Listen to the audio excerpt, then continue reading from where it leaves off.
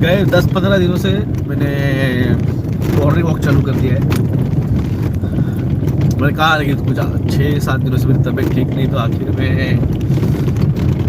मेरे फिजिशियन है, उन्होंने सजेशन किया डॉक्टर तुम मॉर्निंग वॉक चालू कर दो। पहले धीरे धीरे आधा किलोमीटर, 1 किलोमीटर, 2, 3, अब धीरे धीरे आज 10 दिन बाद आज 8 किलोमीटर, कल और थोड़ा बढ़ाऊंगा। और भाई वो ट्रेडमिल पे मेरे को चलना पसंद नहीं आता है, मेरे को पसीना आता है, सब अनइजीनेस लगता है। ओपन में जब आप चलते हैं, और ख़ास करके वो जो आप एक्सरसाइज थोड़ी सी आपकी फिटनेस के लिए, कि जब आप एक्सरसाइज करते हैं ना, तो आप वो जब जिम में जाते हैं ना, तो जिम में जो रहता है वहाँ पे वो म्यूजिक सिस्टम चलते रहता है। या फिर आप जब एक्सरसाइज करते हैं तो आप कान में हेडफोन डालते हैं, तो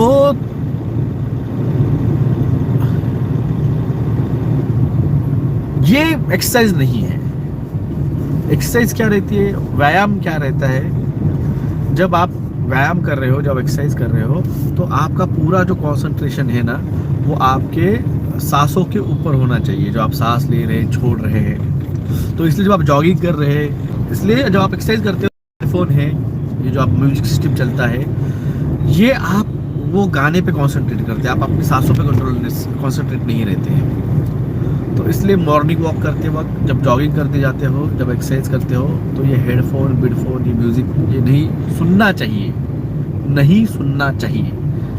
अगर मेरे से कोई अगर आप सजेशन मांगते हो, तो मेरा सजेशन है आपको, आप जब जाते हैं एक्सरसाइज करने, जब आप जाते हैं कहीं मॉर्निंग वॉक के लिए या जॉगिंग के लिए, आप जाते हैं जॉगिंग करने, और आते आते वक्त फिर पेपर लेके आएंगे, सब्जी लेके आएंगे, दूध लेके आएंगे, अंडे लेके आएंगे, ब्रेड लेके आएंगे। तो आप जब तक जा रहे थे ना, तब तक ओके चल रहा था, और जब आप रिटर्न आए, और जब आपने वो चीज़ उठाई, वो चीज़ जब आपने परचेज की, जब आपने खरीदी और आपने हाथ में लेके जब आए रिटर्न, तो वो जो एनर्जी है आपकी बॉडी की, जो आप फुल कॉन्सेंट्रेटली एज एक्सरसाइज कर रहे थे, वो आपने उसको कन्वर्ट कर दिया काम के अंदर।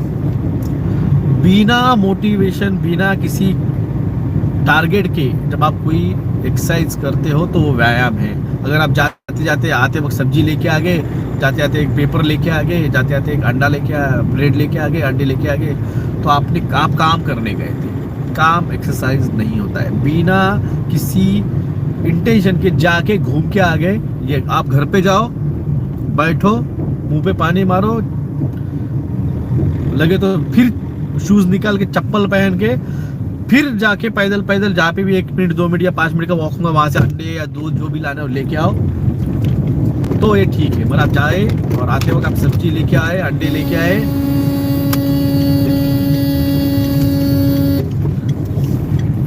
ये एक्सरसाइज नहीं है। ये टिप है मेरी, आपको एक सजेशन है। मैं ऐसा नहीं कि मैं आज ही इनसे क्या और एक्सरसाइज करने गया है। आप मेरे फेसबुक पे जाइए, आपको मेरे वॉल के ऊपर 11 से 2020 तक मेरे रेगुलर स्विमिंग के फोटोज आपको दिखेंगे। रेगुलर स्विमिंग एक्सरसाइज मेरी थी। ये बीच में ये सब एलसी विलसी लग गया, इन्होंने घरों में बंद कर दिया। बाद में एलसी खुला तो ये पनीर टिक्के का सर्टिफिकेट मांगने लग गए, स्विमिंग क्या आना है। तो मैं बड़ा भाड़ में गया स्विमिंग, मेरे को नहीं करना स्विमिंग। मगर स्विमिंग के लिए पनीर टिक्का मेरे को नहीं लेने का है, ना कि फेंक भी लेने का है, ना कुछ भी लेने का है, कैसे नहीं लेने का है, नहीं तो नहीं। इसीलिए ये सरकार डरती है मेरे से, कि जो बोलता हूँ वो करके दिखाता हूँ। जो लोग बोलते हैं हम पनीर टिक्का नहीं लेंगे, आंदोलन करेंगे, कोर्ट में जाएंगे, और वो लोग फॉरेन घूमने गए। भाई साहब, आप फॉरेन घूमने गए तो बिना पनीर टिक्के के सर्टिफिकेट आप फॉरेन गए कैसे क्या? तो इसका मतलब आपने भले फेंक लिया हो, मगर आपने रिकॉर्ड पे तो लिया है ना। खत्म बात। मजा लीजिए इन चीजों का, जिंदगी में फिर से चीजें नहीं मिलेगी। कल मैं मेरे दोस्त के साथ ऐसे बैठा था गप्पे मारते हुए, मैं आपको बताया ना कि मेरा एक दोस्त था जिसने मेरे को, वो एजुकेटेड नहीं है ज्यादा, दोस्त थे।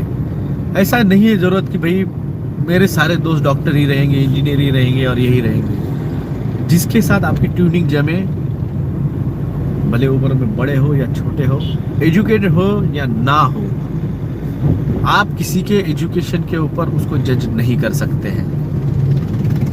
मेरे दोस्त है, गैरेज है उनका, ज़्यादा एजुकेटेड नहीं है। जब पनीर टिक्का लॉन्च हुआ और जब 18 साल के बच्चों का लॉन्च हुआ तो मेरे को बहुत बुरा लगा। तब सेकंड एलसी लगा हुआ था महाराष्ट्र में, अगस्त सितंबर महीने की बात है 2021 की। मैं उनके साथ बैठा हुआ था और वो लॉन्च किया पनीर टिक्का 18 साल के नीचे के बच्चों को। मेरे को बहुत बुरा लगा, बहुत। जैसे मेरे बच्चों को MR टीका जब हुआ था कंपल्सरी, जितना बुरा लगा था। और ख़ास बात है कि तब मेरे को बुरा इतना लगा कि मेरे को पता था MR टीका क्या है, तो मैं लड़ने के लिए रेडी था। और ये बेवकूफ़ जो है, ये अपने बच्चों को लाइन में लेके खड़े हो रहे थे, तो मेरे को बहुत बुरा लग रहा था। मेरे को रोना आया था, उनके सामने रोया था।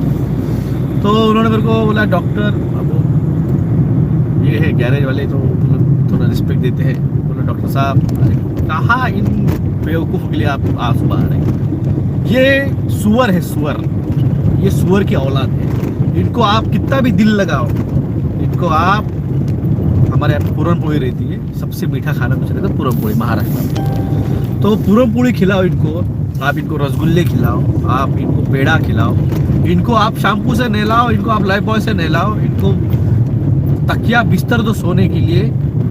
मगर सुअर को जैसा मौका मिलता है ना, वो गटर में ही जाता है, गटर में ही सोता है और गू ही खाता है। तो इस तरह से ये जो है लोग भारत के, ये सुअर है।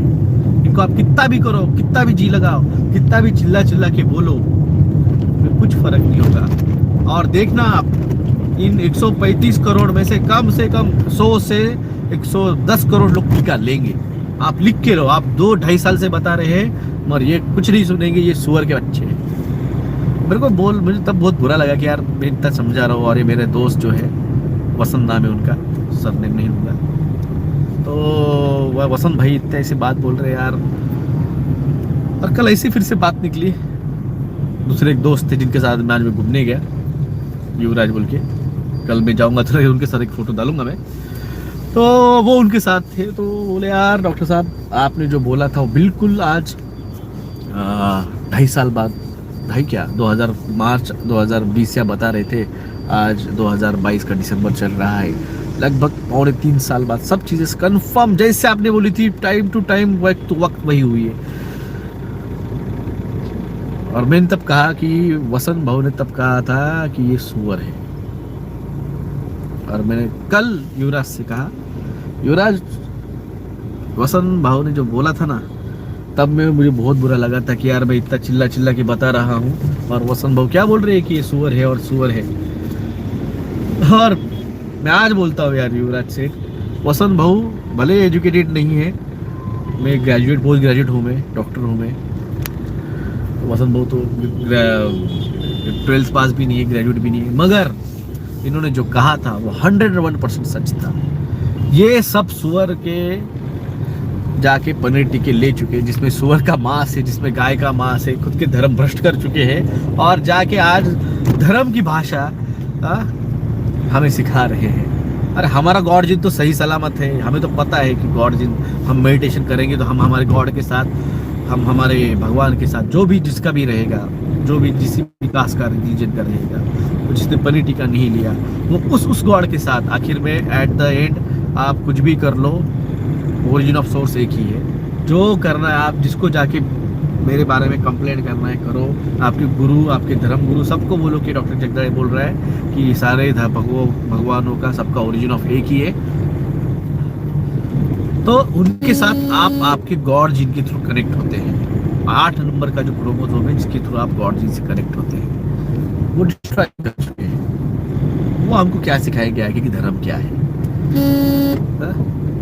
मंदिरों, मस्जिदों में, गुरुद्वारों में अगर भगवान होते तो ये जो सारे संत होके गए हैं, ये आके बोलते नहीं थे कि जीव जंतु और प्राणी मात्राओं में भगवान है, उनकी सेवा करो। एक जो दान आश्रम, जो अन्नदान के जो सेंटर बने हुए हैं, वो खोलने की जरूरत नहीं रहती थी। हर जगह पे बस मंदिर और उनकी दान पत्रिका और यही चलता था। और इन चीज़ों को समझने के लिए नॉलेज चाहिए।